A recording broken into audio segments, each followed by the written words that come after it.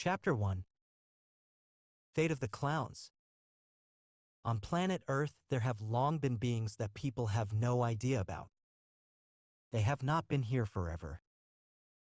Long ago, they came from another world, from a planet that they call the Clown Sphere in their language. It was a beautiful, colorful planet full of laughter and joy, but over time it fell into darkness. However, when the clowns arrived on Earth, they discovered that due to the different physics of this planet, they gradually lost the ability to reproduce naturally. And their species found themselves on the verge of extinction. So the greatest clown scientists invented a new way to survive.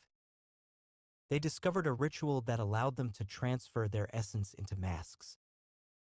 These masks became carriers of the clown soul. When the mask is put on a host, an ordinary person from planet Earth, it takes control of them. The person loses their own consciousness and becomes one of them. They become a clown. The mask becomes their source of life, removing it means instant death. The first clowns to come to Earth hid. They watched people, learned their ways, and waited for an opportunity. They knew they had to be careful. Their numbers were too small to stand up to human civilization.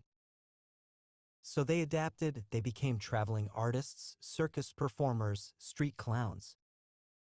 No one knew that something much older and more mysterious was hidden beneath the layer of makeup.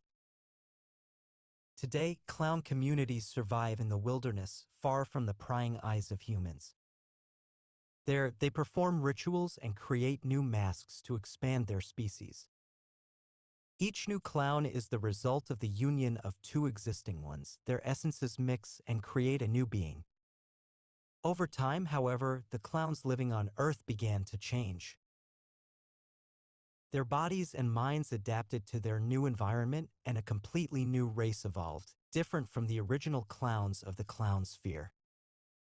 Although genetically unchanged, their way of being and reproducing has changed radically.